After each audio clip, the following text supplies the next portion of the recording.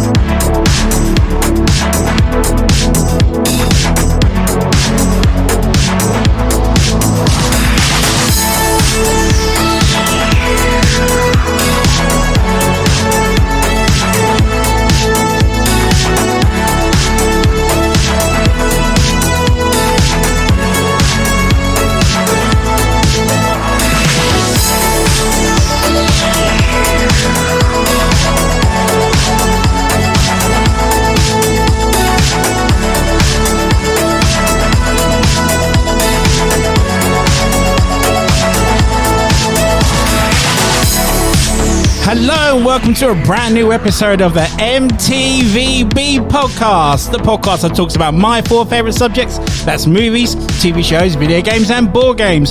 I'm your host Anthony, as well as most people know me as the Ant-Man, and welcome. This week's episode I'm joined by two-thirds of the Meeple Minded cast, Jason and James. How are you guys? Yeah, good. Oh, I'm good, thank you, mate. How are you doing? So good to have you back. It's been a while. How have you guys been? Yeah, busy. Busy? Very, very busy. Definitely busy. Yeah. Nice. Before we start the show, obviously, you're Meeple Minded. Tell the people who you are, what is you do, and how we can subscribe to you. I love how the fact that James is pointing at me, because it's always me that has to do Tell this. them, tell the people. So, yes, the Meeple Minded podcast. We are a podcast that talks about tabletop gaming every single week, every single Tuesday. You can find us on basically any audio streaming platform, or at our host Buzzsprout, I suppose, is the best way to find us. Find us on Facebook as well. We're on all of those as well. So yeah, Nice. If you like tabletop gaming, we're the podcast. Exactly, guys. Give those guys a listen. I've been on it a couple of times, and they're brilliant. And then when it comes to board games, who else better to go to? Obviously, these guys, as well as obviously Board Stupid and the rest of the other podcasts that we do support as well. Yeah. So, guys, are you playing anything currently at the moment?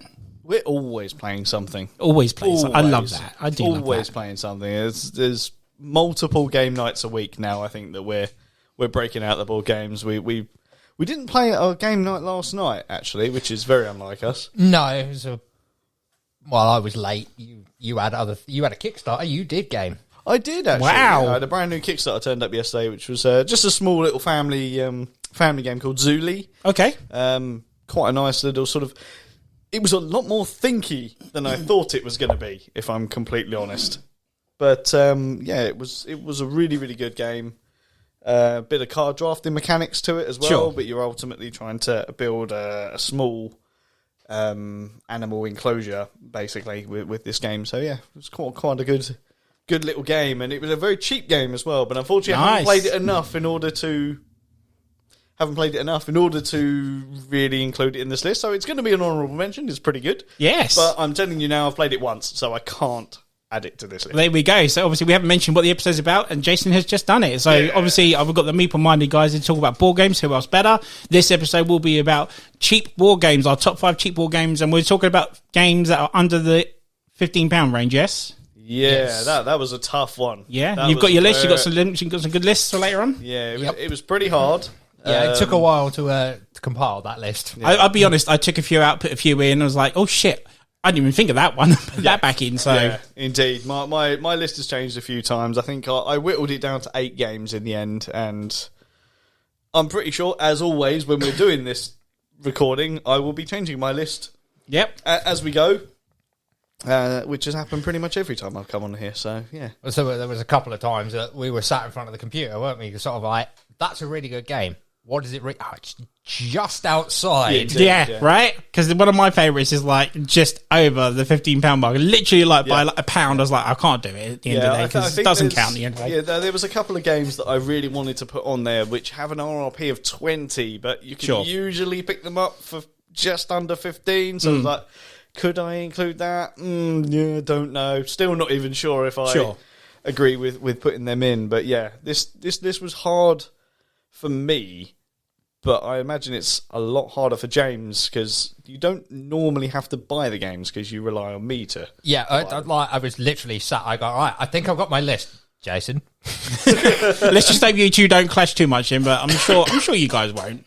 I'm going to guess we'll probably clash on at least one. Because again, James's experience of games is rather reliant on whatever we've generally played together. You've played games with other people as well, but primarily from my collection. I have a feeling we'll clash on maybe a couple between me and you. Okay. So I don't know. I don't know. Do you know what? I don't know. I'm not sure. I'm not sure. If you're chopping and changing through the episode, we might not clash at all. This is very true. Yeah. I reckon I know at least 2 or 3 of James's. And James knows all 5 of yours. And, I don't. He would. I was on the walk over here. I was like, right. So what's your list? You'll find out. Exactly.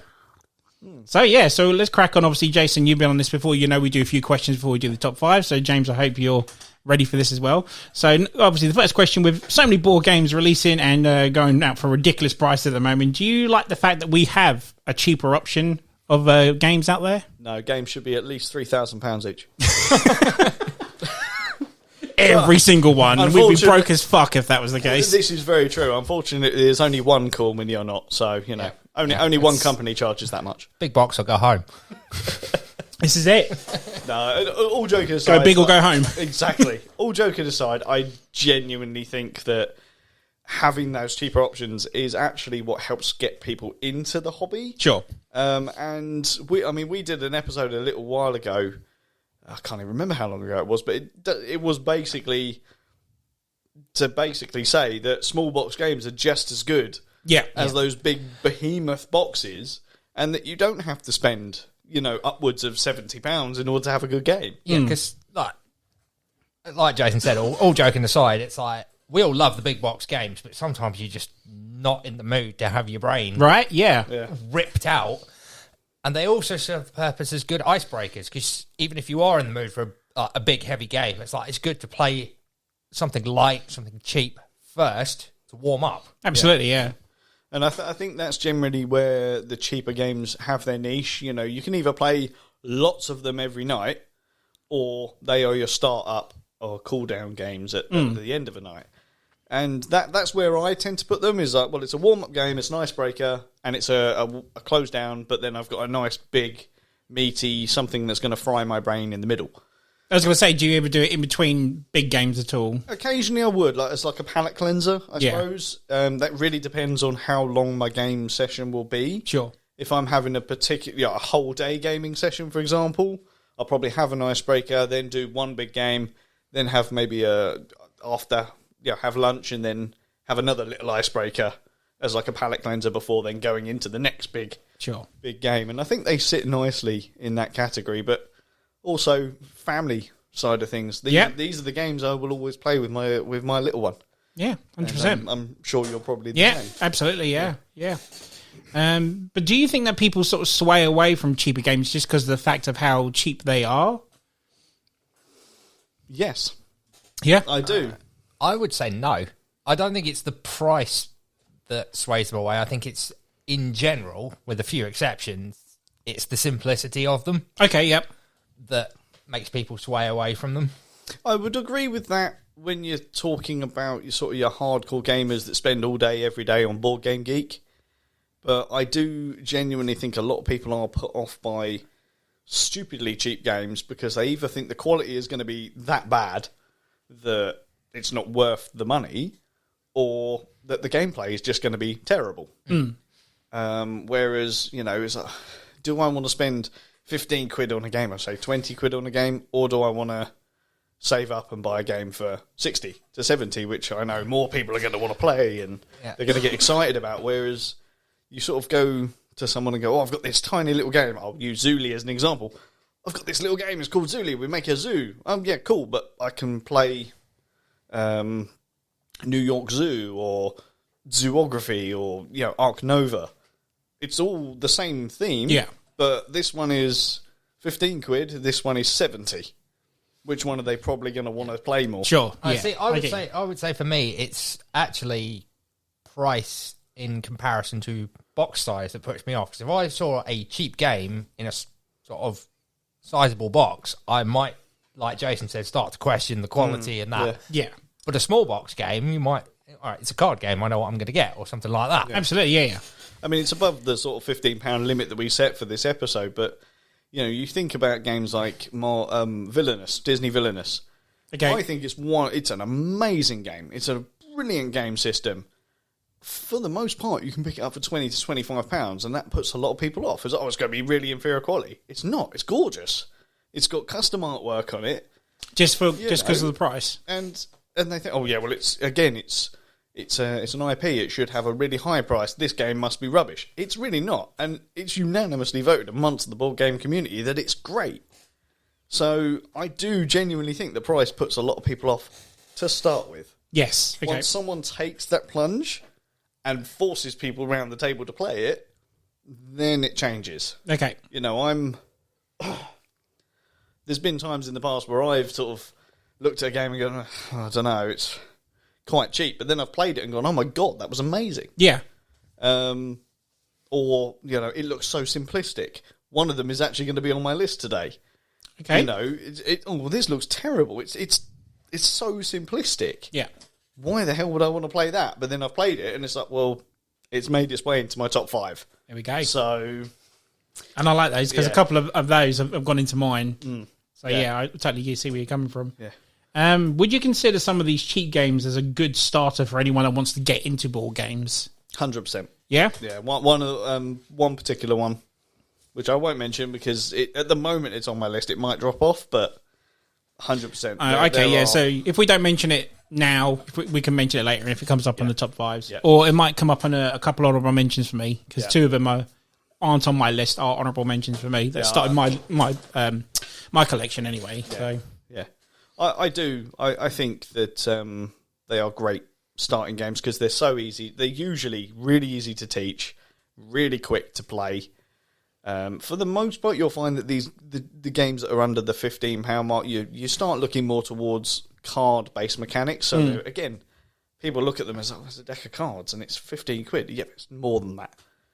So they're easier to bring as well. They are indeed. They fit in your pocket. Yes. I've actually find that an interesting contrast. It's like it tends to be the bigger games like Nemesis, Scythe, and that will actually draw someone in. Oh, that's cool. What's that? But the minute you sort of say, "Well, do you want to sit down and play?" It's like it's almost intimidating. Yeah. And it's like, well, okay, right. Well, that's when the cheap games come. It's like, we'll start off with something easier and build up to it. Yeah, absolutely, totally. Yep. And then that's exactly what I did at the end of the day. Yep. So yeah, I'm glad we all agree on that. Just to finish off, despite the fact that these games are cheap, to be honest, I've had a few better times with the cheaper game at the end of the day than the expensive ones. Have you guys ever had the same sort of similar experiences at all? I'll let James go first on this one. I think I said it earlier. It's like sometimes you're just not in the mood to play one of those big, intense games that like makes your brain feel like it's going to explode. So you decide to break out the small ones, and it's like I think the themes that go with the cheaper games is where they're a bit more party game like. So you can have a really good laugh with some of them because of their themes, and they are quick. Yes, exactly. Yeah. And because, like you said, they tend to be a bit more lightweight, so they don't test your brain too much. They can just... I've been working all day. I'm running a game now. I can't really focus too much on what I'm doing. Some of these games are just that perfect game. It's like, right, I'm going to break this one out because I know that I can focus enough on it, but I don't have to give it my full 100% attention because my attention needs to be elsewhere. And to touch on the theme side of things, I find... when I play a game, I love to have fun because at the end of the day, that's what board games are about for me. Yep. I find smaller box games, cheaper games, tend to be more fun. Yeah. Rather than serious or having serious themes. You're not going to get, as far as I'm aware, really, really cheap games that are going to be, farming crops in Spain like you will with a heavyweight Euro. Yeah. Or, you know, you can get the occasional dinosaur-themed games, but it's not going to be as heavyweight as the likes of Dinogenix, Dinosaur World, anything like that. Ankh, Gobs of Egypt. You're never going to get that in a £15 game. No, of course not. But because it's too heavy, it's too much. But yeah, I think they just tend to be more fun. Yeah, for the most part. And if I want a fun time, or whoever I'm teaching a game to want to get them into the hobby, I need them to have fun. Yeah, exactly. Rather than, oh my god, there's too much going on, I can't take it. And that's where these games excel. Yeah, that's exactly where I was coming at, because at my job where I do night shifts, I mean, a couple of guys I work with are part of my gaming group, so they asked to bring like a couple of things that are in that range or on the list. And I don't know about you guys, it's the attraction that other people come in to see. They see us play it. And then I know there's loads of colleagues of mine that would never go near a board game, card game, whatever you want to call it, and just be like, oh, what's this? And then actually play it and actually interact with it. And that's why I love these little gems, these little cheap gems that just be like, you know, someone in their 60s would never get up and play a card game now and be like, oh, I want to play. I want to start placing bets. I'm really into this. Oh, wait, here comes the boss. Hide it, guys. Like a bunch of kids, you know what I'm saying? It's just like... I would say that, you know, my ex, the mother of my child, she is not a gamer in any way, shape or form yet. Some of the games that I've sort of introduced to them as like, that's something that they can do as a family. And I've now, like when I was there the other day, to see that they've now started to build a small board game collection. Nice. Of these really fun, lightweight games for the whole family to play. And it's just sort of like, well, this is because I introduced you to essentially a really nice, simple... Easy to learn sort of thing. Easy to learn game, yeah. So, yeah, it does... I think it's a great way to get people into the hobby, which is something that I'm always striving for. So the power of a small box, eh? Exactly. All it takes. Exactly. I'm kind of out of questions, guys, so unless you want to throw anything in, we'll go straight to the top fives. I think we can. All good? Right, let's do it. Do it. It's time for a top five. Number 5. So who would like to go first? James, I say. You want me to go first? Would you like to go first? If not, we can do it a different way. I can go first. Yeah, so we'll go around anti-clockwise or clockwise? I want to go last for once. All right, so yeah, James, me, and then Jason, yeah? Cool. Go for it, sir. What's your number 5? My number 5 is Skyjo. Okay, I've not heard of this. Nice. Yeah, it's a fairly simplistic game, numbers game. Okay. So you have 12 cards in front of you in a 4x3 column. Yep. And the idea is to get... They all start face down, except 2 of them. They've got numbers between 2 and 12. And I think they got a couple of minuses as well. And the idea is to get the lowest possible number. And you do that by either flipping a card over or drawing a new one and replacing. Okay. So you are competing, and you can take the top one from the discard pile if you want to. But the aim of the game is to basically get the lowest score possible. Right. And I think it's first to 100 loses. Yeah, so you How many players is this?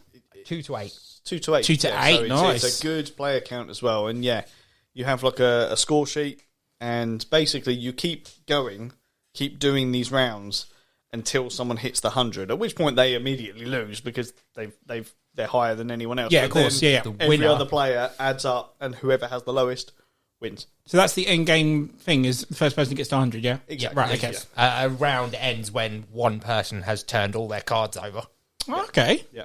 So there's a kind of that thing you can end the game or the round prematurely by flipping all your cards. I'm quite intrigued over. by this. I've never even heard of it. It is a really, really good game. I was first introduced to it probably about a year and just over a year ago, I reckon, at this point. And the year was 2020. In fact, it was when we were in lockdown. Exactly, we were in lockdown. We were playing games on Monday nights in replacement of me running the physical club. We had the gaming nights online. Okay, It was a nice, simple game that we could play on Tabletop Simulator. And we literally played one game of it. It was like, I fucking love this. Okay. This is amazing. I wonder how much it is.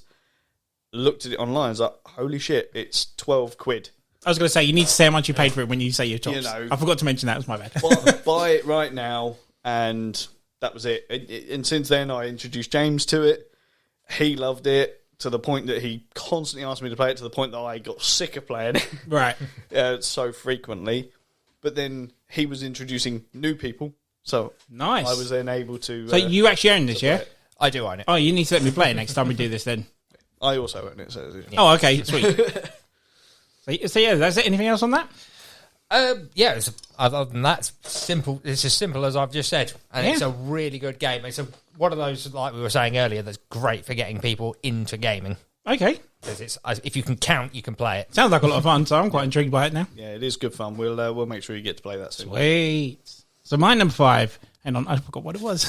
Read my book. Oh, okay, yes. So my number 5 is a game called Popcorn Dice. Anyone heard of it? I have not. Not heard of it? Popcorn Dice is great. It only came out last year. A friend of mine last year, Karen, hello Karen, if you're listening, got me a copy of Zombie Dice, which I really love, really enjoy.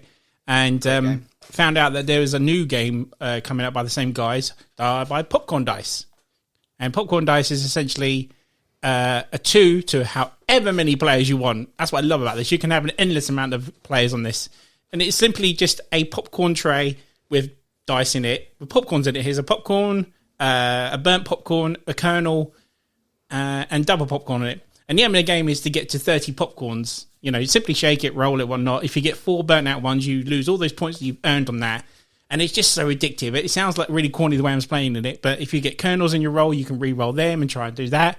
But then if you get the terrible 4th burnt kernel, then, oh no, you've just lost all those points. You'll have to restart a turn on your next turn on it. And yeah, it's just a lot of fun. I paid $12.99 for it, and I think it's really good to go in there. Again, the fact that you can have any amount of players you want in it is such a great idea. Yeah. So that's my number 5. Fantastic. I look forward to trying that. I've not heard of that one. Yeah, honestly, it's so quick and easy. Literally, the first person to 30 popcorns wins the game. Simple as that. Can you actually have popcorn on the side and just be... You can do if you want to, yeah. I guess. Just don't put it in the dice tray with it as well.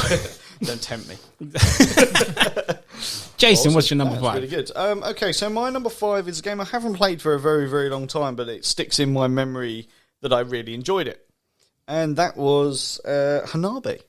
Oh, I know. Is that the fireworks one? That is the fireworks one, yeah. See, Simon's told me about this, but I've not actually played it. Yeah, Hi, Simon, by the way, for listening. Again, I've got, for some weird reason, I have 2 copies of this.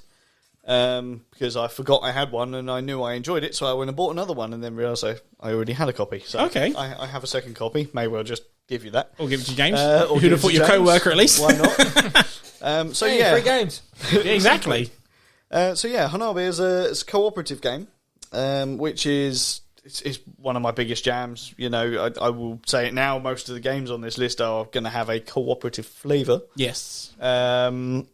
Basically, what I love about it is it's so really unique that you are working together and you've got cards in your hand, which the idea is you've got to create the perfect fireworks display by getting the number cards 1 to 5 in the correct colours in the correct order. But you don't get to see what's in your hand. Right. You're holding the cards the opposite way round. Okay. So your teammates have to basically try and tell you what you've got in your hand without outright telling you that, and you've got a blue 5. Okay. And at which point you can say, Jason, you've got a blue 3. You can't do that. You know, it's hints. It's like, you've got... I don't know the best way to try and describe it, but yeah, you're only allowed to give hints of what the other people have got. So okay. It becomes really, really difficult of people, especially when you're playing with someone like me who likes to, fuck things up. So can you go like, yeah, if you really want and point at point at blue and point at the number 3 or something, or exactly. You can do. Oh, right, okay. Or do some arm gestures like 3 times. Try and spell blue with fingers and whatnot. It's the B. B3. The Blue Meanie. Blue Meanie. Blue Meanie was the best in the year 3000. The year was. But yeah, it just adds so much fun, because especially when things don't go the way. Because I love just seeing the disappointment on people's faces. Like, you bloody idiot. I couldn't have put that more blatantly obvious. You know, I told you the Blue Mini, and you did it. You know, it's just great fun. And how many players is this? That is 2 to 5, I think. And how much did you pay for it, sir? That one, as I said, I've got it twice. I think the first time I paid 15, and the second time I got it for 12. Okay. A little bit of research before coming here tonight. It's currently available for about £9. Oh, okay. So it's actually gone down in price, below the £10 mark. It's quite an old game. It was 2010 that one came out. Yeah. So it's still around, still in production, which again adds to how good this game is. The fact that they're still producing it 12 years later. Wow. So fantastic achievement on that one. But yeah, an RV. Nice. Really, anything more on that? Don't think so. No, we'll go to number 4 then. Number 4. James, you're surviving so far, mate. You're doing well. Number 4. Don't fuck it up. Thanks, Jace. We're professionals. Are we? My number 4 is Bandito. Oh, nice! That was in my list, but it's not. Nice. Fuck I do love that game. Yep. Is it in yours? That's in mine. What's yours? Number 3. This is number 3, right? So, obviously, you've done about this. If you have the same, you've got to join in together. So why is your number 4, sir? It's a fairly simplistic game, cooperative for 1 to 4 players. And the premise is that you are trying to dig out of a prison cell. Yep. I think I love games that have like an evolving board, which is basically you start off with 1 card in the middle, which is the prisoner in his cell, and you are trying to tunnel out. So the board is created by laying cards to make the tunnels, and the ultimate objective is to escape and not run into the flashlights and all that kind of stuff. Well, you're trying to stop it. I was going to say you're meant to be stopping him, aren't you? Yeah. But exactly it. And there's there's a flip side, isn't there? There's a harder version and an easier version or something as well? Yeah. Yeah, so obviously the initial one, I think it has 5 escape points, whereas the harder mode starts with 6. And yeah, really, really good, fun, cooperative game. I had this is the one that I thought we were going to cross on. And this is also the one that I was referring to earlier as one that I nearly always introduce to every single prospective new gamer. Because it's so easy to teach, so easy to grasp. You know, how hard is it to say, right, you always have 3 cards in your hand, you have to play 1 card, and ultimately we're trying to stop him from escaping, so you have to close these tunnels. James, isn't there a rule if you can't put a card down? Game over. Is it game over? Yep, game over. Game over. Yeah. But yeah, I love the organic nature of the board, because it means that no 2 games are ever going to be the same. Yep. 100%, yeah. And it's one of those that you could end it in 2-3 turns, or you go all the way to the end and not win, he gets out. Obviously, it's a time-limited game by the sense of you have until the deck runs out. Yes, yeah. And that's it. You know, once the deck runs out and you can't play any more cards, game over, he escapes. You suck as a security guard. I would have got away with it too if it weren't for those meddling kids. How much did you pay for that game, sir? £10. Nice. And there is another version of this game, isn't there? The woman version? I have not played that one. Is there any difference to it, Jace? From what I've not played Bandidar yet. Bandidar? I didn't know what it's called. Bandidar. There is, from what I'm told, some extra rules to it, but it is essentially the same game. I am interested in playing the newer version, but just Helvetic in general, they make some amazing cheap games. You know, I think the most expensive game they do is like £11, and they are fantastic at what they do. So yeah, Helvetic are a great company to make games and suggest them. It's a good choice there, guys. Anything more on it at all? I don't think so. No, that's covered it. It is though. That game where it comes in a small box, but you need the biggest table for it, isn't it? Oh yes, it's a sprawler. It's a sprawler. It's a sprawler. It's a sprawler. Yeah. Right. So my number 4. So my number 4 is a game called Roll For It. Okay. Yeah. Ever heard of it? Played it? I know Roll For It. I've not played it, but I know it. Anyone who knows what Roll For It is simply a game where you have 6 dice with a group of people. Each one has 6 dice each, and you're competing against one another. There are 3 cards on the table, and it'll show you a picture of types of dice like a 3 set of 3 dice will get you 10 points, or six dices will get you 15 points. It is simply a term of rolling for that, place it on there, and then you keep rolling it until you claim the card. Yep. Hell of a lot of fun. The original version is $14.99. I'm cheating a bit because I have the deluxe version. It's a little bit more, but it has 8 players on it. So, when you've got 8 players all trying to go for the same card of yours, is a shit ton of fun, mate.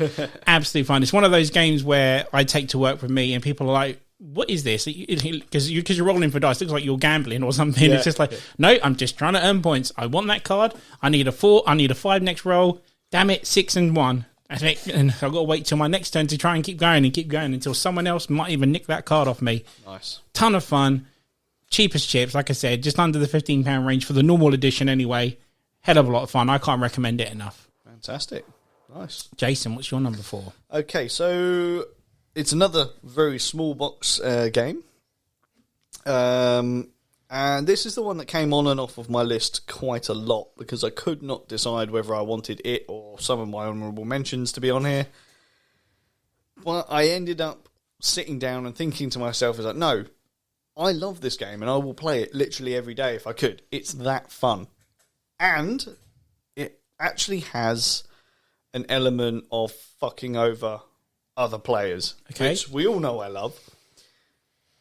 And it's in the minority that it is a player versus player game on my list. So this one is Deep Sea Adventure. I've still not played that. Yes, very, very good game again. Like I said, small box, you have you're individual players on a submarine and you're diving for treasure. Okay. The further down the track you get, the better the treasure. However, you are sharing an oxygen tank. So for every movement you do, the oxygen starts to go down. So do you risk it and go all the way down to get the best treasure and come back up? Because the winner is whoever has the most treasure after so many rounds. I think it's 3 rounds. Mm-hmm.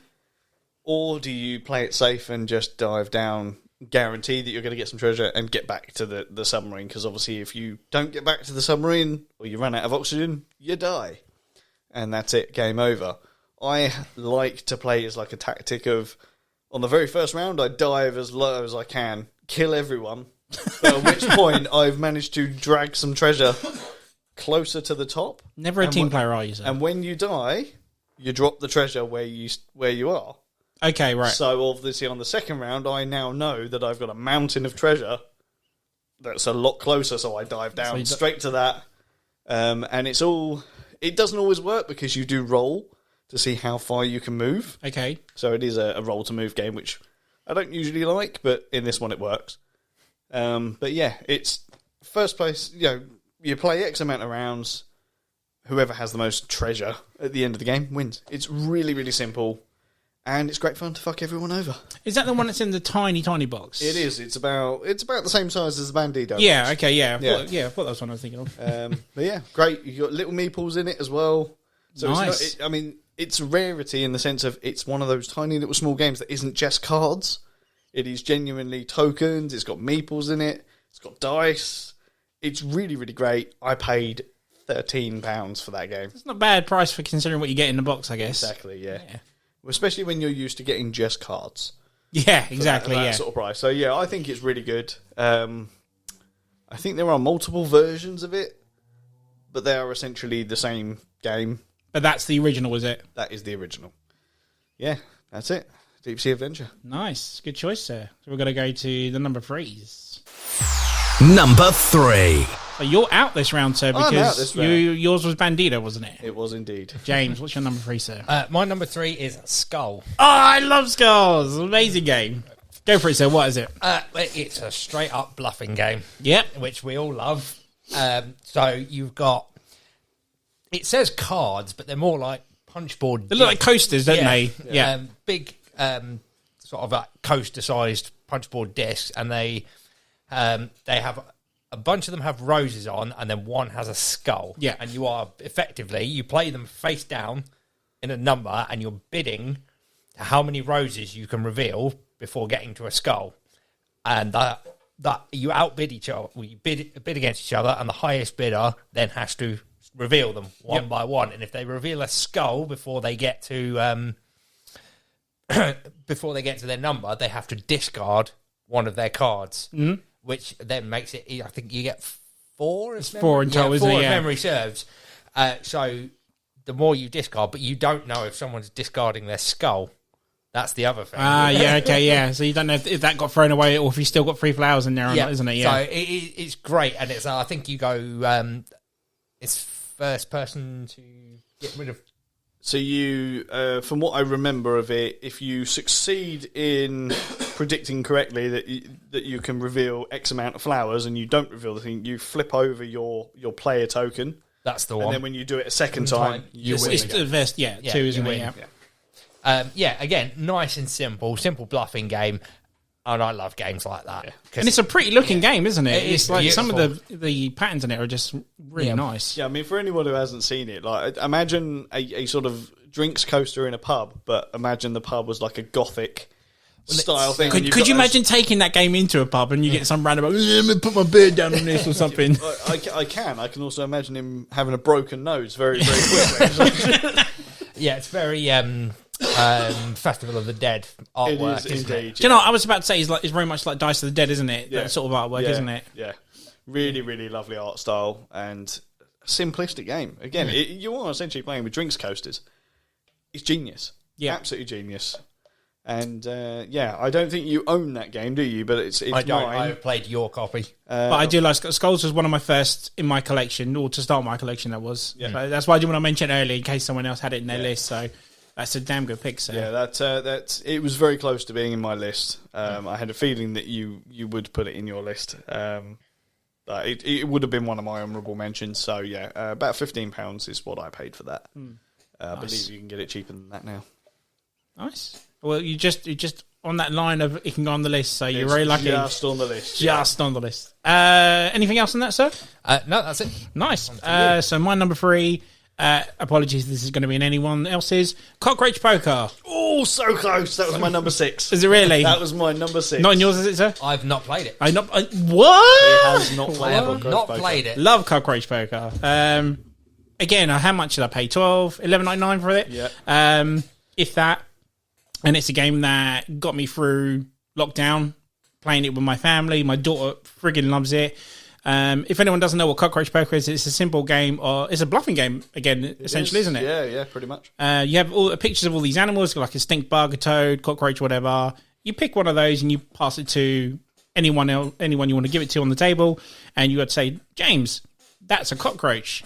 Now, you have a choice. You've got 3 things you can do. You can either say, yes, it is, no, it isn't, or pass it. If you say, yes, it is, Anthony, I believe you, and it was a cockroach, then it comes back to me. If you say no, and it wasn't, then it goes to you. And the first person, the only way you can lose the game is by getting 4 of the same animal, isn't it? I believe it or is. 4 of the same insect, whatever it is. Something like so if you end up getting 4 cockroaches in the end, that's it, game over, and everyone else wins, rah.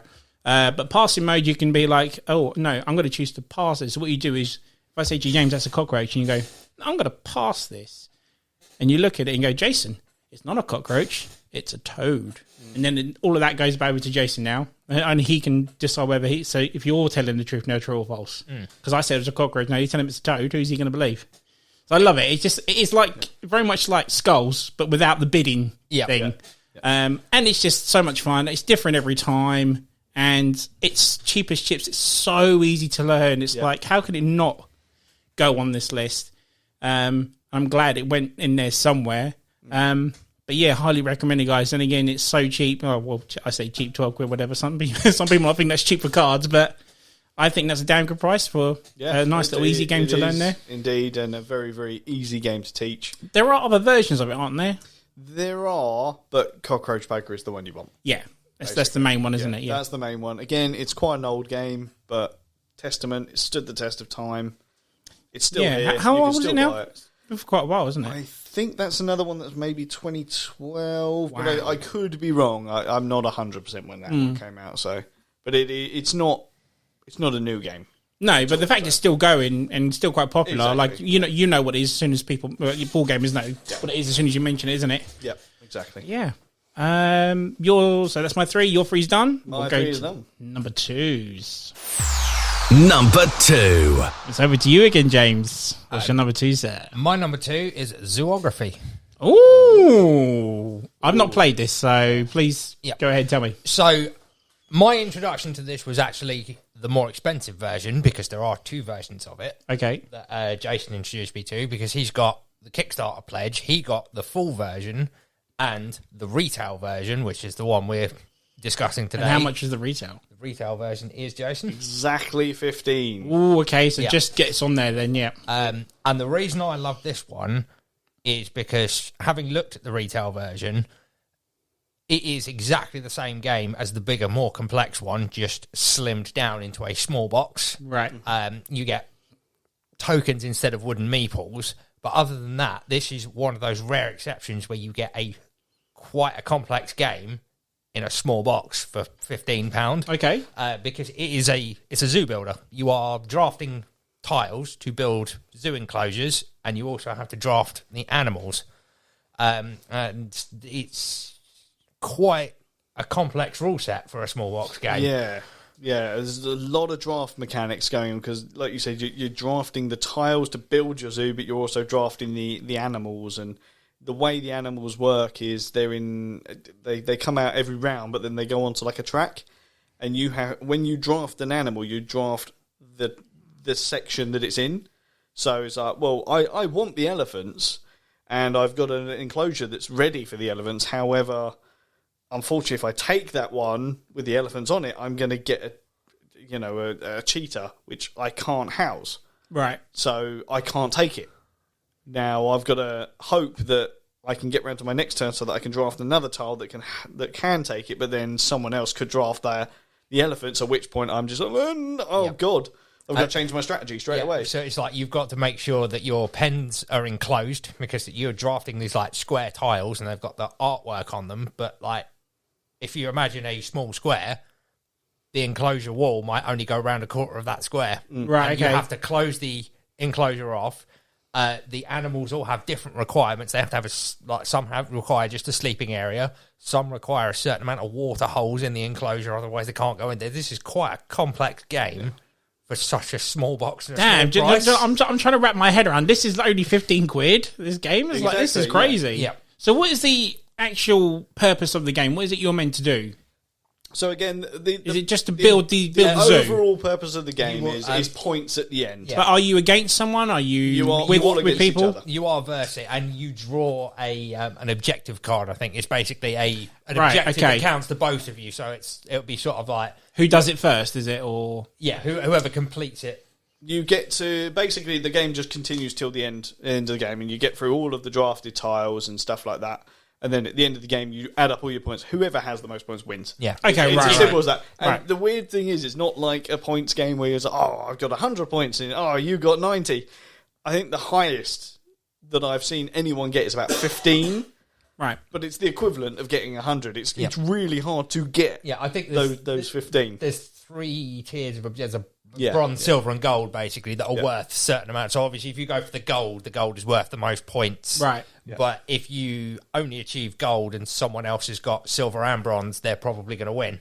Okay. That's that sort of thing. So you also have to, in conjunction with the drafting mechanics, you have to decide early on really which one you're going to go for. Okay. As well. So there's a lot going on for such a cheap game. But I mean, I'm still perplexed. This is all in just a £15. So what is it the same game on the Kickstarter version, the bigger version? Is it the exact same thing? Literally, the only difference is the bigger deluxe version comes with wooden meeples for all of the animals. So you've got loads of different meeple things. That's pretty much it. Like the deluxe version also comes with an expansion, right? Which is like monorails. But it's still the same thing against one another, same objective. The retail version is exactly the same, and instead of getting the wooden meeples, you get literally punchboard tokens. The card stock for the drafted tiles, they're exactly the same. It's like a travel version like we mentioned earlier. Your rule book in the retail version is a pamphlet as opposed to a booklet. Sure. So, the production side of it is cheaper, but it's not bad quality. It's just because it's essentially one thing of punchboard tokens for the animals. Yeah. The thing that popped into my head is like the old version. It's effectively a travel version. You know, when they like games used to do travel versions. That's it, Travel that. It's like, that's effectively what it is. Like Travel Monopoly. Yeah. Travel Cluedo. He's not biting. He's not. But yeah, it's essentially the same game, and that's why I love it. That if you're looking for an introduction into a complex game, that's a great one to bring out for that price. Definitely, yeah. That's a damn good pick. Yeah. So once you've got over the really simple ones, you go, all right, do you want to try something a bit more complex? And you haven't got to break the bank to do it. It's a brilliant game just for that. Is it easy to learn? Yeah. I would say it's really, really easy to learn. It sounds complex to try and explain it. I mean, I've literally, while I've been chatting, having a look at Board Game Geek, because I wanted to remember how many players you can play this single player and up to 4 players for the retail version. And we all know that, people on Board Game Geek, they prefer their heavier weight games. Sure. So you expect them to sort of go, oh no, this is a 1. It's got a 2 for complexity. So it's not literally lightweight. Yeah. It's not what I would deem as a gateway game or an intro game, but it's easy enough to understand, providing I'm teaching you piece by piece. Yeah. If I can teach you a draft mechanic, you know the game. Right. It's as simple as that. Draft mechanic is the first, and it's the first mechanic you'll come into contact with, and once you've got that, you know the rest of the game. Sure. It takes minutes. I like to describe it as a stepping stone game. It's like, right, you've handled that, time to move on to level 2. Okay. Yeah, Gateway Plus is what I refer to it as, but it's a really, really simple game. When you backed the Kickstarter, you got the deluxe version, you actually got the retail version for free. Okay. But you could also just buy the retail version. I think it was $10 to just get the physical retail version. So it was a dirt cheap game on Kickstarter, but it's due for retail release very, very soon. It's not currently available. That's the one caveat to this. But it is announced it is going to be £15 exactly. There you go. Makes it onto the list. So, yeah. If it was £15 and a penny, then... Exactly. Damn it. Anything else on that, mate?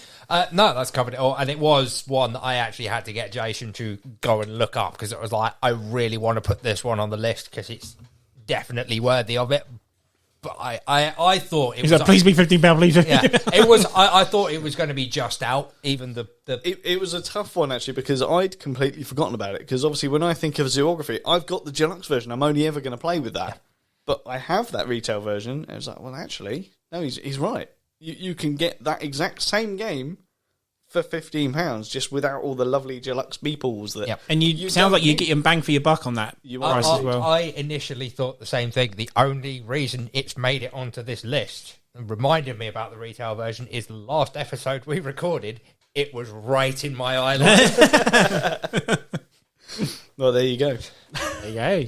So he knows my collection better than me. Because I didn't remember that, and I didn't even twig why he was asking me. I have to admit, there are times I've been on your podcast, I've just stared at that, and I'm like, oh shit, question, yes. Apologies. I mean, to be fair, I'm doing the same right now. I keep looking at your collection. I know, but that's nothing compared to yours, mate.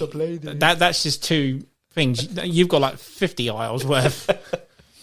But yeah, that's a very good choice, and it's one I'm eager to play now, to be honest. So I will break thank that you for mentioning it. I might even bring it, because I think we're gaming tomorrow. I'll bring it tomorrow. Please, yeah. And if we can get through Dynagenics, we can play that. I'll even bring the retail version so you can see that one. DNA. You could also bring Skyjo as a warm-up. I will bring the Skyjo as a warm-up. There you go. There we go. Perfect. 3 new games. I'm looking forward to that big time. What a good night. That's your number 2, yeah? That's my number 2. Nice. My number 2 is a game that was created by the guys that did Cash and Guns. You ever play Cash and Guns or know of Cash and Guns? I know of Cash and Guns. It's one of those I really want to play it. All right. It's a lot of fun. But it's more of a party game, though, is the thing. I know you're not a fan of party games. So I'm not. However, I've got to run a party game night on Saturday. So. There you go. So the guys that did Cash and Guns, and it's another party game, I assume, really, because... Again, it's really better if you've got 6 or more players. And it's a game called Masquerade. Has anyone ever heard of it at all? Played of it? I've not heard of it. So Masquerade is essentially, at a Masquerade ball, you've got all these characters like you've got a judge, you've got a king, you've got a queen, whatnot. And what you do is you have the cards, and they're big cards. They're like essentially like that size, like double size of a referee card sort of thing. Yeah, sort of tarot size. That's it, tarot. So that's the one thing. Yeah. And you shuffle them all, and then you put them out. You have a quick look at who your identity is, and then... you don't say who you are, but the next 4 people have to swap cards over. So essentially, grab your card, put it under the table, and see if they might have swapped it or not. And the next 4 people do that. And then after that, it's a case of going, I'm the king, or I'm the queen, or I'm... No, and then someone can basically challenge you on that. They can say, no, you're not, because I'm the king. He swapped my card. I'm the king now, rah, rah. Might not be the case at all. But this is how... So, sorry, you start with 6 coins. The aim of the game is to get to 13 coins. You win the game. And if you're correct about, like, I'm claiming I'm the king and I was, for example, you flip the cards over.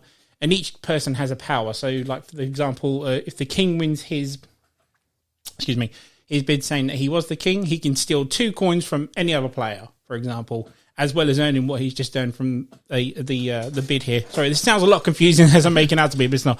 It's really, really simple. And then it could be other things like, oh, the next player will go, well, I'm the witch. And then he'll go, no, I'm the witch. And then, challenge it, rah, rah, rah.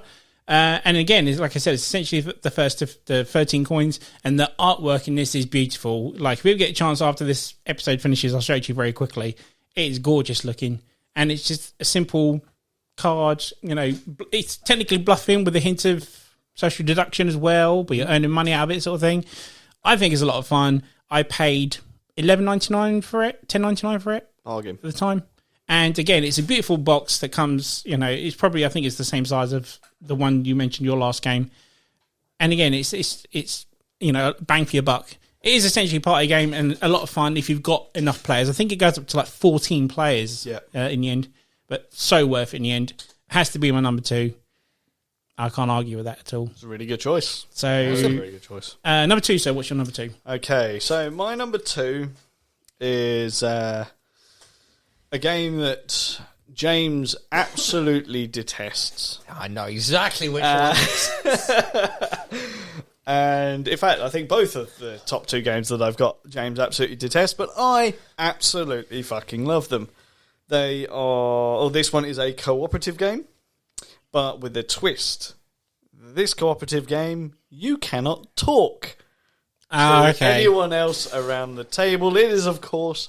The Mind. Yeah, I love The Mind. Absolutely fan-bloody-tastic game. And this is what I was referring to earlier when I said a game that was so damn simple that I looked at it and went, what the bollocks is this? It's so close to my top 5 this was going to be. And I played it and went, oh my God, where can I get this right now? And a bargain. Yep. Again, looking before I came down here tonight, about £9 you can get this game for. It is fantastic. A deck of essentially 100 cards with nothing but a number on it from 1 to 100. And as a team, without talking, you have to put them down in ascending numerical order. The second you get it wrong, just the I don't know, the feel around the table of, oh, bollocks, we did it wrong. How did you do that? Why didn't you put that down? It's so much fun. Yeah, love it. I absolutely love it. Yeah, I totally agree with you. It's like, so many times I've played that game where you try your hardest not to, but then you're like, Yeah. Like, I love that game. Big Gal, if you're listening, you're probably going to praise Jason for putting this in and hating me for not being my top 5, but my mate Big Gal, he loves that game. Yeah. Always asks if I'd take it into work with me. But I actually own the extreme version. You ever played that version? I now own the extreme version. I haven't played it yet. You'll love that as well. James had nightmares when he saw me buying it. Just purely because, I mean, like I said, I've not played the extreme version, but I love the idea of that 100 card deck now being split into 2, and you've now got to hold 2. You're trying to do 2 things at the same. Oh my God! What a mindfuck! What an amazing game! How the hell this took so long to be made? Yeah, it's 100 cards named 1 to 100. Why did it take so long? It's amazing, genius game design. It is absolutely fantastic. Can't wait to play it again. James is wrong. I'd be honest though, I'm not good at the game, but I do love playing. I have to admit, I enjoy playing it. Yeah. It's a real achievement. There's a sense of real achievement when you manage to get all the way through the game. It's 8 to 12 levels or whatever it is, depending on your player count. Which again it has a player count of like 2 to 4. I disagree. You could get as many people as you want to play in this game. Yeah, within reason, because there's only 100 cards. That was always my downside to it, was the amount of players. Yeah. Because there are people that look at you playing and be like, well, I want to play it. I was like, well... Yeah. Well, again, the ultimate thing is, well, for those that don't know how to play it, your first round, you get 1 card. Second round, you get 2 cards. Third round, 3 cards. So on and so forth. Up to 8 rounds. I think 8 or 12 rounds. At which point, you're like, well, we've got 12 cards. there's 4 of us playing, which means we've got 48 cards between us, and we're trying to do this in ascending order. And you have health as well. And you have health as well. Like, for every one that you get wrong, it's like, oh, damn it, we've lost a health. You know, I like the ability to have the shuriken. That you throwing star, yeah. If you ever come to that dead point where no one is going to play a card, it's the only time you're allowed to speak and say, shall we play the shuriken? If we all agree, yes, right, cool, you play your shuriken, you get rid of your lowest card, and then you start again, back to silence, back to trying to get it down a bit. Like I said, it's that awesome thing of, I've just put down a 2, my next card is 30, no one is putting a card down, do I risk it? Yep. It tends to, you just end up in the Mexican standoff of all of you hovering a card in the air going... the first round... It's like trying to communicate numbers with eyebrow raisers. Yeah. Just... You wink, how many... Yeah. You know, a lot of experienced board gamers have come up with a bit of a system, you know, where you're counting. You count the seconds. For every second is a number. Oh, you know, okay. And if you're playing with very experienced gamers, it's a very, very easy game to win. And to be honest, boring when you're playing with those people. However, when you're playing with people who don't know that sort of system, that's where the game is at its Especially best. when you win it. It feels like you've just done a boss on Dark Souls. Yeah, and it's like, yes, I've done it! Exactly. We're talking earlier on about how these big box games are a real mindfuck. They're a drain on your brain. The mind does that with a deck of 100 cards. Yep. And the person who thought that you should have 2 decks going simultaneously is a sadistic fuck. Couldn't agree more. But yeah, it was nearly number 1. It was nearly number 1, but my number 1 just had to pip it. So yeah, number 2, The Mind, really, really good. If you haven't played it, go out and play it. It's a damn good choice. I think that's my number 6, actually. It was so close to going on there. But it's a good... I'm surprised you don't like it. I mean, do you... So, see, hate's a strong word for me. Do you dislike it or do you hate it? I dislike it. Okay. It's not one that I would personally reach for if I was choosing the game, but I will play it if everyone else wants to play it. So when he dishes out, do you ever go, for fuck's sake, not again? He usually goes outside for a cigarette and doesn't come back. Doesn't come back. It's just the sort of, oh, really? Not again. I just do it. Yeah, it's... The other thing that I will say about it, it's always in my game bag. Always. Yeah. Without fail. May not always come out, but it's always in there. No. If Jason has picked for number 1 the game that I suspect he has, after what he said, that is a game that I hate. But we will wait and see we'll go into that when it comes around. So the mind, same principle as a condom. Better to have it, not need it, than need not have it. Exactly. Nice. Let's do the number 1s, guys.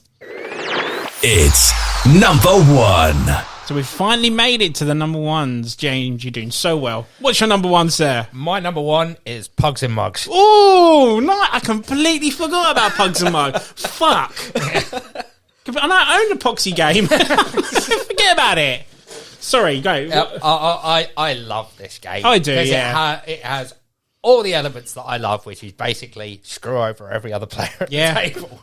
And it's a suit collecting game.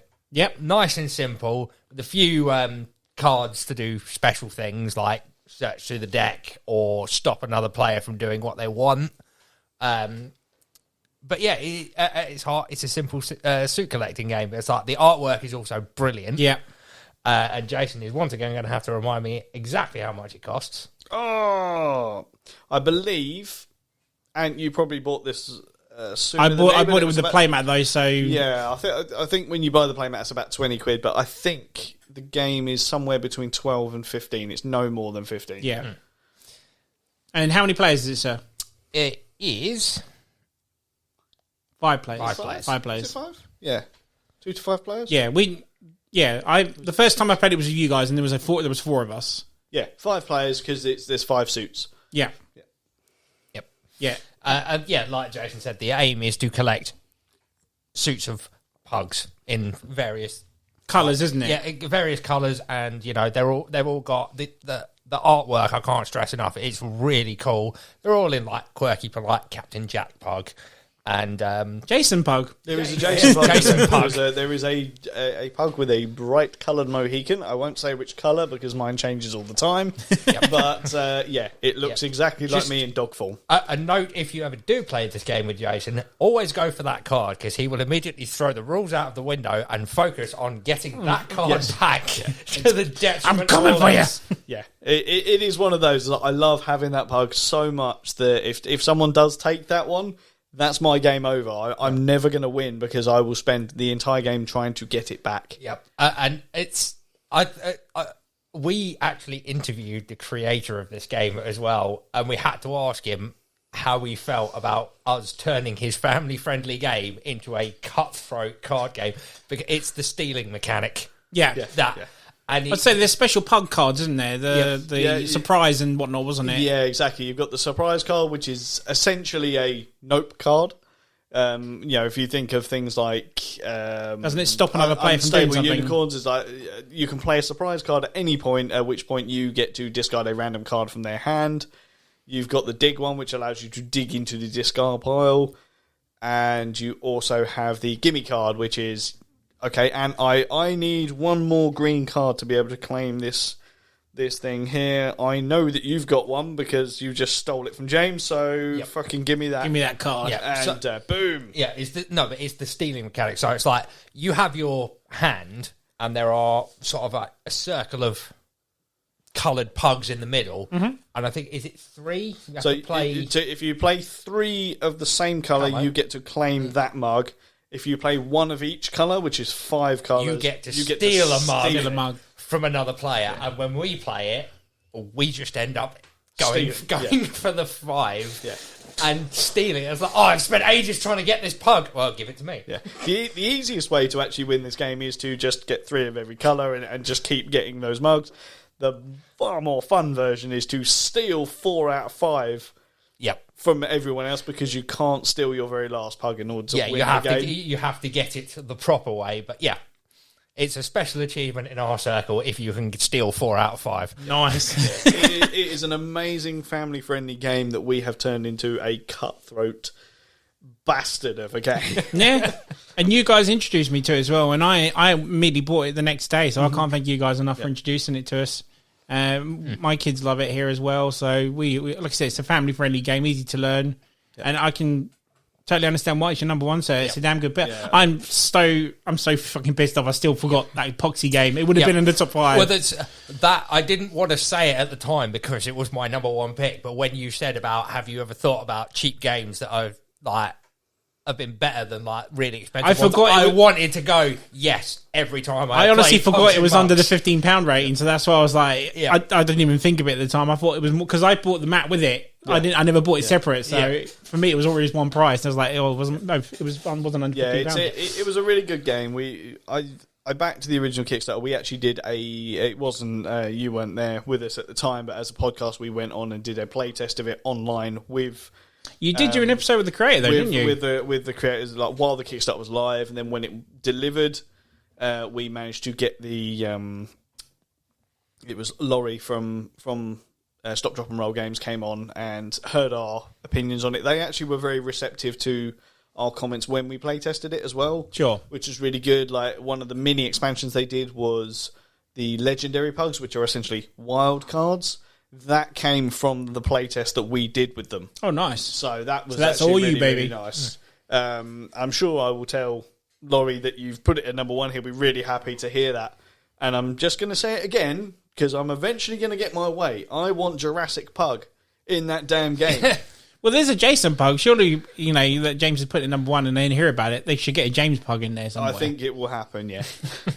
But yeah, they'll be really happy to hear that. So yeah, nice. I mean, that's not a biased thing because we've interviewed them. No, it is a damn good game because Pugs and Mugs. I'll be honest, when you introduced it to me, I looked at it and said, "This ain't me. This looks like this is nothing I want to go near." But as a gamer, you've got to give everything a go once, at least. Yeah. And again, I fell in love with it straight. As soon as I knew what I was doing, I was like, "Yep, I'm doing that. I'm stealing Jason." Oh, Jason just stole it back. Yeah.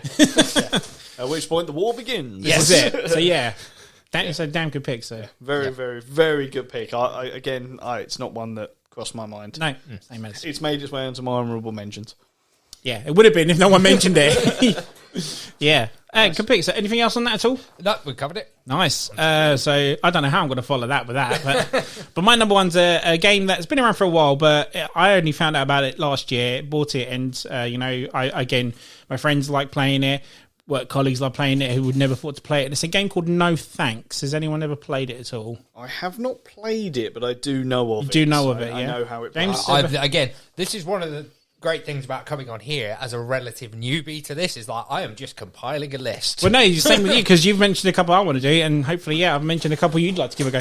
But No Thanks is simply it's a game where you don't want to earn points. That is the whole point of it. You want to have the lowest amount of points you could ever have. The game is simply a deck of cards, number 2 to number 35, and a couple of counters that look like minstrels. The sweets minstrels, by the way. You'll get a certain amount of counters each person, and then someone would just deal a card, and it could say the number 12 on it.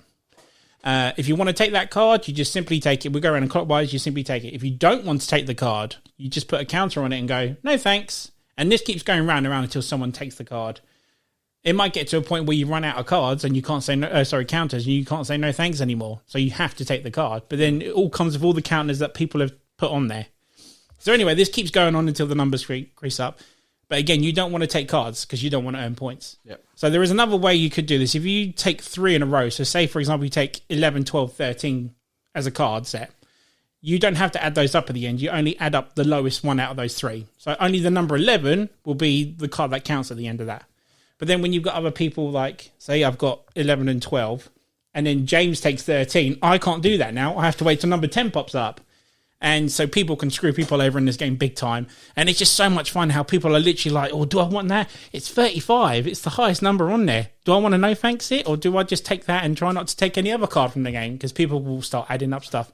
And it just plays on your mind so much. It's just a simple fact of, it's like you said with the mind, Jason. It's like, it's one of those ones where it throws you in straight away. Yeah. It's like, it wouldn't be your sort of bag. But when you start playing it, you're like, oh God, I'm really into this now. I was like, but I need counters. I don't want to take that card. Yeah. It's so good. It's so fun. It amazes me to this day that innovative ways that people will come up with games with just cards with numbers on them. Yeah. It's the amount of variations on that was such a simplistic medium. Yeah.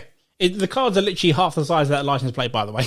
Really big cards. Yeah. But yeah, that's all that's in the box. I paid £10 for it at the end of the day. Nice. And it's just a set of cards, 2 to 35, and a set of counters. That's all it is. And if you want to take the card, no thanks. If you want to take the card, keep it. But at the end of the day, whoever's got the lowest points wins the game.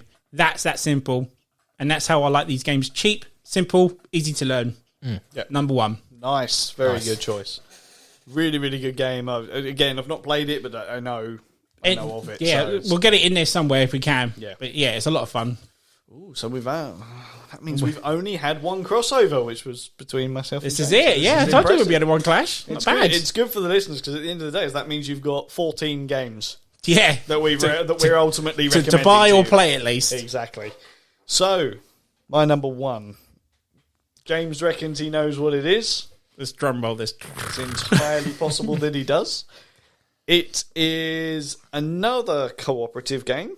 As we have now figured out, I like my co-op games. This is a trick-taking game, which isn't normally my bag, but I like this one. And much like The Crew, it requires a silence mechanic, so you are not talking. And that is The Crew Quest for Planet 9. It's not the one I thought it was. That's the first one, is it? It is indeed the first one, yes. Okay, so... Again, I know this game, never played it. Yeah, please tell us about it. This is not a game that I ever thought I would really get myself into, because the whole trick-taking mechanic is just sort of like, it's a bit meh. However, what I like about this game and the trick-taking side of it in here is you are working as you're cooperative, so you are trying to complete missions. Now, the game itself comes with 50 missions that you can work up from. The first one tends to be quite easy. It's like a warm-up. And then it gets progressively harder as the game goes on. Obviously, the fact that you can't talk. The difference between this one and the Mind is there is one way to communicate with the other players. And that is you can place one card down on the table. And then you have a token that you can place at the top of the card, the centre of the card, or the bottom of the card. If it's placed at the bottom of the card, you are signifying to the other players that this is the lowest number of this colour that I have. Right. If it's at the top, this is the highest. If it's in the middle, this is the only one of this colour that I have. Okay. Now, the missions can be loads of different things, but it could say, in this round, James has to win this trick, has to win this card, so say blue 5. Okay. So he has to win, when it's revealed, he has to win that trick. But of course, up until then, we're playing cards, and we're winning tricks, so we're spending cards. If we get to that particular card is drawn, if James doesn't have a blue, he can't... he can win the trick because there are like wild cards in there that trump all else. But if he hasn't got that and he's got no blue left, he can't win that trick, which means we fail.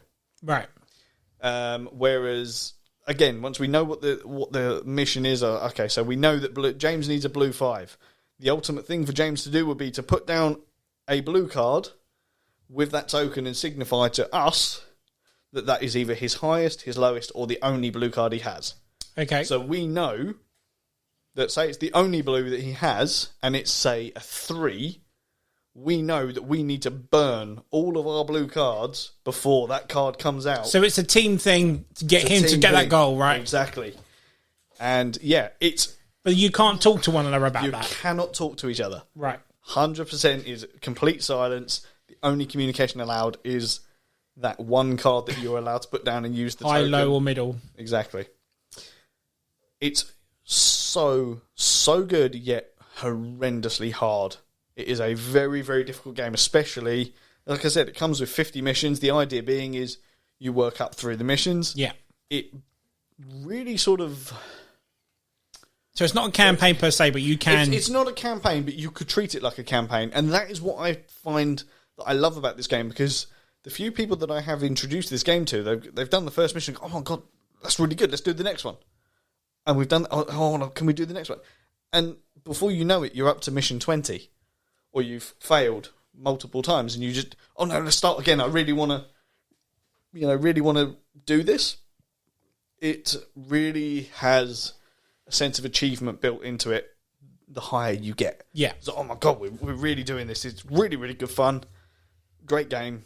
Crew for Quest for Planet 9. Nice. Again, I always wanted to play it, never had. Please, can we give that a go sometime? We will indeed give that a go. I'm interested to try the new version, but from what I've been told... It's underwater, the next one, isn't it? The next one's underwater. Right. It essentially looks exactly the same, but new missions, that kind of stuff, so I'm interested in trying it. But so how much did you pay for it, sir? Okay, so this one, when I bought it, was $14.99. However, I checked it earlier. It is now selling at £11. Nice. So it has come down in price. Well worth every penny. Sounds like you get a fair bit for that price as well. You do indeed, yes. Yeah. So there, we made it, guys. We made it to the top 5. We made it through. And it's the shortest episode in M.T.V.B. history. Bloody hell. Right, what should we talk about, guys? Does anyone have any honourable mentions at all? I do. Go to for be it. honest, I mean, obviously we talked about Cockroach Poker. That was one of mine. Skull was another one of mine. Zombie Dice. Yep. See, I mentioned it, but it wasn't on. Yeah. Zombie Dice was going to be one of mine. Yep. So Zombie Dice, fantastic game.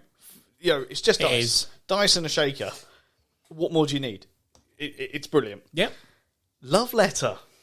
Again, never played it. I know of it. Never played it. Yeah, really, really good game. It's. Do the different versions matter? Because I've heard there's like a Batman version, there's a Marvel there's version. A Batman version, there's a Marvel version. So like the Marvel version is more like a cooperative version of it. So it's the Love Letter universe, if you like. It's the game system, but it is more of a cooperative thing. Like Love Letter is a player versus player. I guess sort of a bluffing game, but not really. It's very hard to explain it, but I will run you through it. Sure. At some point, because it is a good game. The theme is a bit off-putting for a lot of people, but again, it's dead cheap though, isn't it? It's dead cheap. £9 RRP for the most part. If you find a good retailer, you'll pick this up for about £6. Nice. It's some cards. It comes in a nice little bag as well, like a nice velvet bag. So again, good quality stuff. I don't think I've even had you play Love Letter, have I? So yeah, I will make sure we get that to the table as well. Nice. Any others? No. I can't think of any off the top of my James, head. you got any? No. The problem I find with honourable mentions is that, like you said, Jason buys most of the games. No, that's fair. No, absolutely fair, yeah. And I do tend to lean towards the more expensive. Like I said, I really had to sit and think about this one for the price range. Yeah. Because if I do go for a game, I tend to go for the more expensive ones. Mm. Yeah.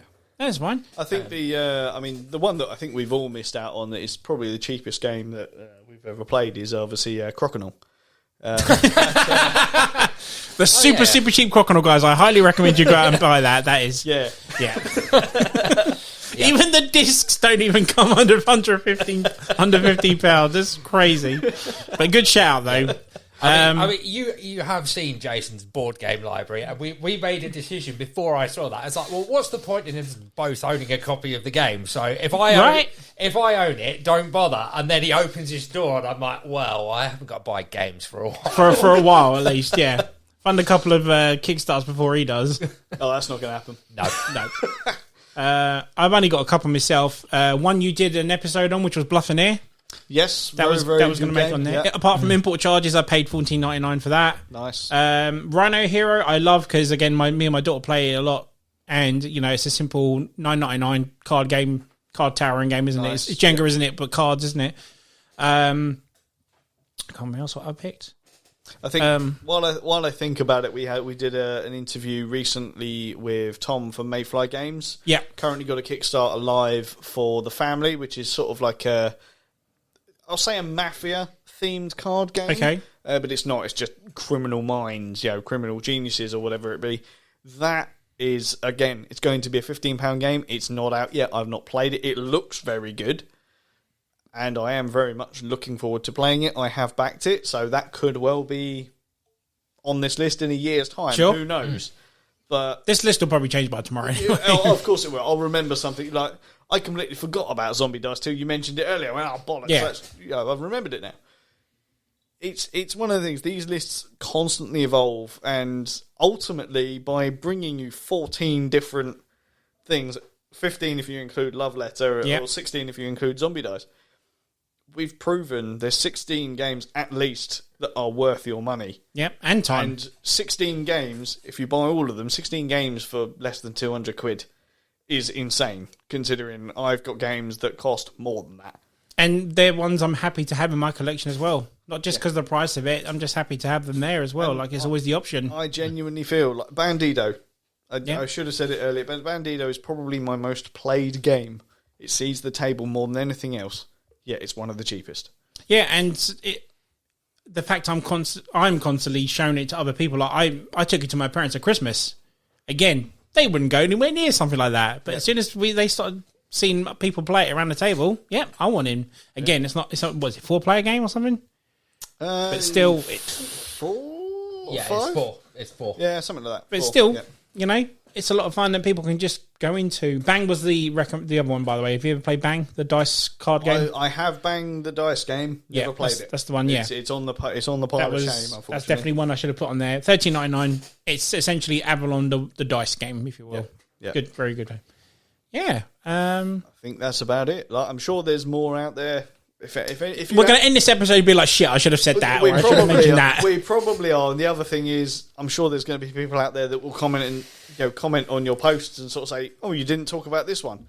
If it's not something I've heard about, the likelihood is I've now learnt something as well, and I will probably play that game myself. A lot of the games you mentioned, they've gone into the memory. Yep.